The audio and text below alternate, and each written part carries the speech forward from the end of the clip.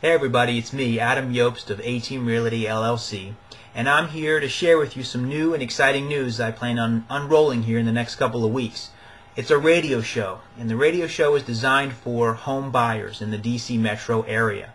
I'm going to be interviewing real estate professionals in our area and asking them tough questions about purchasing, foreclosures, real estate auction transactions, short sales, and endless amounts of information that hopefully you'll find beneficial over the next couple of weeks. I'm going to be starting the radio series off by interviewing an experienced settlement attorney, Robert Moses, at Home Team Title in Rockville, and asking him some questions about purchasing foreclosures, real estate owned properties, and short sales. Hopefully you'll enjoy the show. Give me a call if you have any questions. Enjoy the show. All right. So, Bob, your first question for today is, how is your job different when processing a short sale or a bank-owned property as compared to a normal transaction where there's a typical buyer and a typical seller? How is your job different?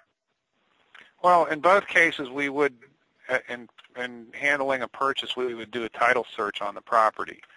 The difference in a bank-owned real estate situation is generally in bank-owned real estate situations, the bank has foreclosed on the property. So we have to pull the foreclosure case and review it to make sure that they've complied with the law in obtaining title to the property. In a short sale, it's still owned by the seller, and the payoff is short.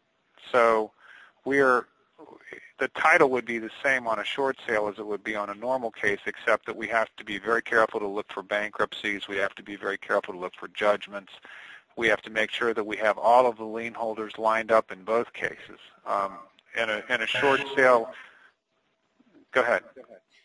Okay, so you had mentioned a few of the issues that come up when you research the title, and that's my next question is what type of title issues come up more often when you're researching title on a short sale or a foreclosed property, a real estate owned property? Well, the title issues that come up on a short sale generally are judgments and liens, because you don't have enough money left in the case to pay everybody. So all of the lien holders have to agree to accept less money. And if there's more, especially if there's more than one lien holder, you have to make sure that you have no mistakes on any of the transfer taxes, and that you try to anticipate everything that could possibly come up when you provide the short sale lender with a preliminary settlement statement. Gotcha. The process in a short sale takes longer because of the layers of bureaucracy when they review your settlement statement, and a lot of times if there's a large swing in the amount of money, you're going to have to go through the process all over again. If it's a small amount of money that's different, then usually they can work with you. But if it's a larger amount of money, they have to go back to committee. So you have to be very careful in working up preliminary numbers, and you have to make sure that you've included all lien holders, and they all have competing interests. Okay. And in my experience, typically at the settlement table, the seller is responsible for paying any outstanding property taxes and HOA fees. How is that handled on a short sale transaction or a bank-owned transaction? Is that the same? Generally, yes. In a short sale transaction, typically the sellers don't have any money. So whatever you have in the case is what you have. Whatever money is being paid for the property is what's being paid, and then you subtract the payments for the homeowners association dues and taxes and the realtors, and then whatever is left over goes to, and the transfer taxes, and whatever is left over goes to the banks. And okay. and that's what happens in a short sale. So again, you have to be very careful about that. In a bank-owned deal, usually the payoffs are simpler because typically you just give all the money to the bank, but you have to make sure that all the HOA dues are current, because once you do the closing with the bank, the way their documents typically read, you're done, and you can't go back to them later if you discover later that there's some homeowners association dues that were outstanding. Okay. And typically for a typical normal transaction, we'll call it, where there's a buyer and a seller present, it's been my experience in my real estate business that you can settle anywhere from 30 days to 60 days out from contract acceptance. How far or how long does it take on a typical short sale in your experience, and how long does it normally take to purchase a real estate owned property or a bank owned property? Short sales typically take longer because of the levels of bureaucracy that you have to go through. Normally, the listing agent or whoever's negotiating the short sale doesn't submit the package to the lender until they have an offer. And then when they have an offer, they submit a huge package to the lender for review, and often it can take months for the lender to get through it. I've had them take 6 months before.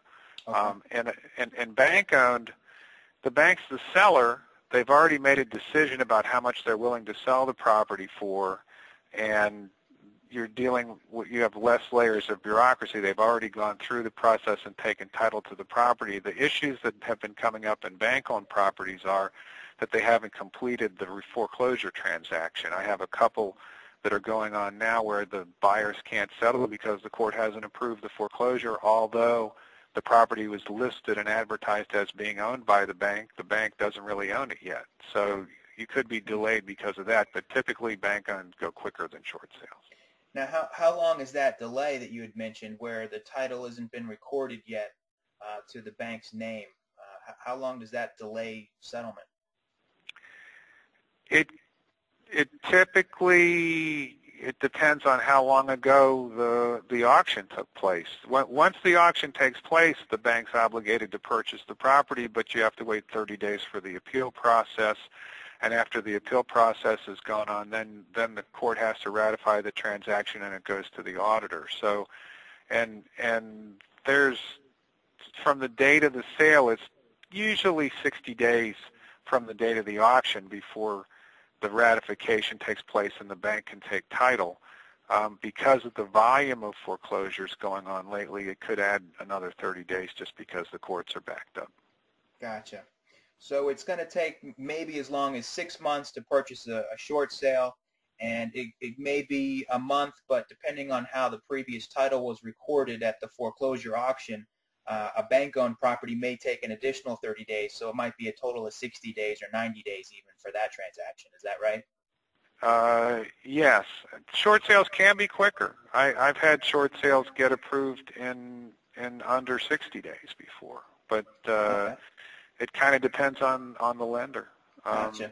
You know, it depends on where they are in the process. Sometimes on a short sale, they had a previous buyer approved at a particular price, and then the buyer dropped out and they remarketed the property, so they've already been through the process before, and it could be quicker. But there's really no way of knowing until you find a property and talk to the listing agent and find out whether it's already been through the process. Gotcha.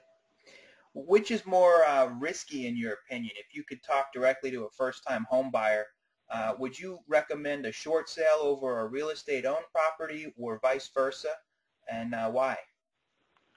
As long as you have a competent person handling your title work and you can be guaranteed good title, the risk as far as a title is the same. But the problem with bank-owned is typically the bank-owned transactions, the lenders will have addenda to the contract which shift the risk to the buyer. They're very strict about timelines. They insist that the property is being sold as is. They limit your rights under the contract. On a short sale, you're using a normal real estate contract. It's just that the seller doesn't have enough money to pay off all the liens and has to submit it to the bank for approval. So contractually, a short sale is probably more buyer-friendly, but time-wise, you probably get through a bank-owned one quicker. Hopefully you've enjoyed today's radio show. Look for future radio shows. I'll be announcing them on my website, Facebook, Twitter, Active Rain, and a few other places on the internet. So hopefully you'll find it entertaining, helpful, and informative.